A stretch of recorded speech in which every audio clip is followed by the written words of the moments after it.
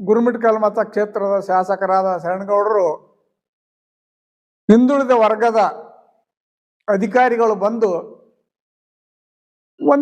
ಎರಡು ತಿಂಗಳಾಗಿರ್ಬೋದು, ಒಬ್ರದ್ದು ಕನಿಷ್ಠ 6 ತಿಂಗಳಾಗಿರ್ಬೋದು, ಅದೆಲ್ಲ ಬಿಟ್ಟು ಅವರು ಎಲ್ಲಿ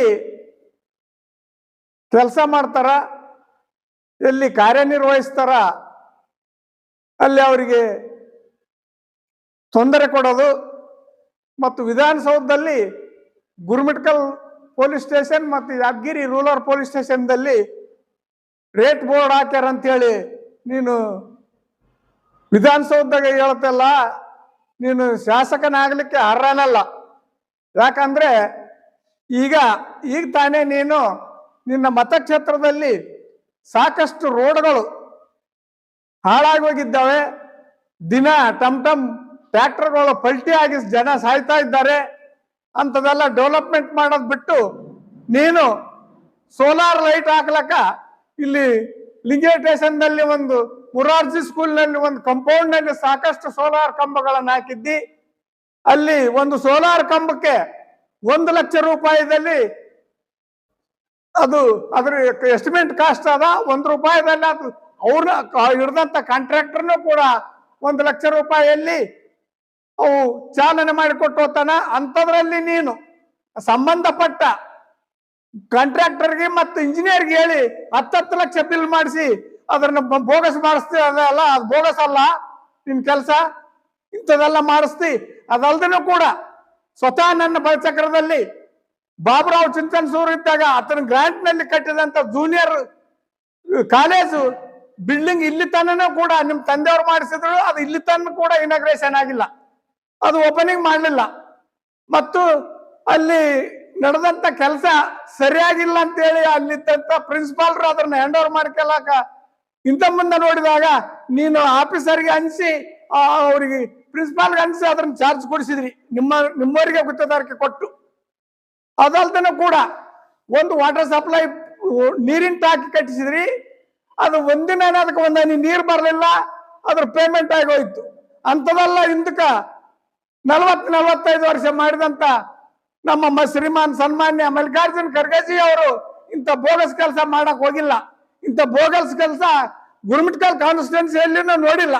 ನಾವು ಕೂಡ 72ನೇ ಇಸವಿಲಿಂದ ರಾಜಕೀಯದಲ್ಲಿದ್ದೀವಿ. ನಾವು ಯಾವುದೇ ಒಂದು ಹಿಂದುಳಿದ ವರ್ಗದ ಜನರಿಗೆ ಅನ್ಯಾಯ ಆದ್ರೆ ತಕ್ಷಣ ನಾವು 4-5 ಜನ ಕೂಡಿ ಅಲ್ಲಿ ಹೋಗಿ ಅಟ್ರಾಸಿಟಿ ಆಗ್ಲಿ, ಇನ್ನೊಂದು ಕೇಸ್ ಆಗ್ಲಿ ಬಗೆಹರಿಸಿ ನಾವು ಎಲ್ಲರನ್ನು ಒಗ್ಗೂಡಿಸ್ತೀವಲ್ಲ, ಅದು ನಿನಗೆ ನೋಡಿ ಸಹಿಸಕ್ ಆಗಲ್ದು. ಏನೋ ಒಂದು ಕಾರಣದಿಂದ ನಮ್ಮಲ್ಲೇ ಒಂದು ಅಡಚಣೆಯಿಂದ ನಮ್ಮ ಜನರೇ ಓಟ್ ತಗೊಂಡು ನಮಗೆ ಚೂರಿ ಆಗ್ತಿಲ್ಲ. ಇದು ಯಾವ ನ್ಯಾಯ? ಇದು ಯಾವ ಸೀಮೆ ನ್ಯಾಯ? ಇದು ಇಂಥದ್ದು ನೀನು ಮುಂದುವರಿಸಿದ್ರೆ ಮುಂದೆ ಬರ್ತಕ್ಕಂಥ ದಿನಗಳಲ್ಲಿ ಗುರುಮಿಟ್ಕಲ್ ಮತಕ್ಷೇತ್ರದಲ್ಲಿ ಎಷ್ಟು ಹಿಂದುಳಿದವರಾರ, ಎಷ್ಟು ಕಬ್ಬಲಿಗೆರಾರ, ಎಷ್ಟು ST ಜನಾರ, SC ಜನಾರ, ಇದು ಜ್ಞಾಪಕದಾಗ ಇಟ್ಕೋಬೇಕು. ಜ್ಞಾಪಕದಾಗ ಇಟ್ಕೊಂಡು ನೀನು ಕೆಲಸ ನೀನು ಡೆವಲಪ್ಮೆಂಟ್ ಮಾಡಿದ್ರೆ ನಿನ್ಗೆ ಒಳ್ಳೇದಾಗ್ತದ. ಇದೆಲ್ಲ ಬಿಟ್ಟು ಅಧಿಕಾರಿ ಮೇಲೆ ಹಿಂದುಳಿದಂತ ಅಧಿಕಾರಿಗಳ ಮೇಲೆ ದರ್ಪ ತೋರಿಸಿ ಅವ್ರಿಗೆ ಹಂಚಿ ಇಂಥದೆಲ್ಲ ಹಾಗೂ ನಮ್ಮಲ್ಲೇ ಜಗಳ ಹಚ್ಚಿ ಕೇಸ್ ಮಾಡಿಸೋದು, ನಿನಗೆ ಸಂಬಂಧಪಟ್ಟ ಪೊಲೀಸರನ್ನ ತಂದಾಕಿ ನಮ್ಮ ಜನರಿಗೆ ಕೇಸ್ ಮಾಡಿಸೋದು ಅಂತದೆಲ್ಲ ಬಿಟ್ಟು ನೀನು ಡೆವಲಪ್ಮೆಂಟ್ ಮಾಡು.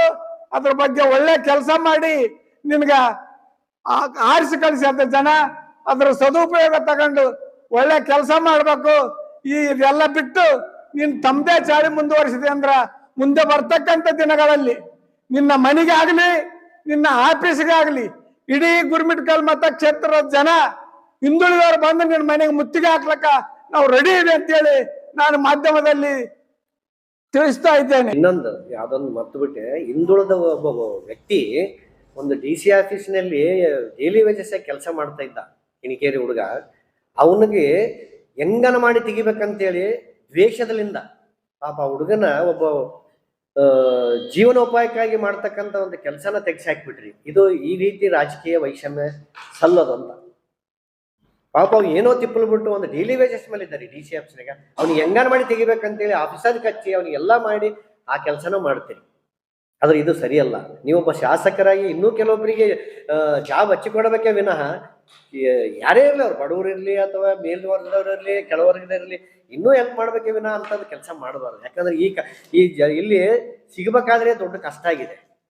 ನಿರುದ್ಯೋಗಿಗಳು ಬಹಳ ಮಂದಿ ಅದಾರ.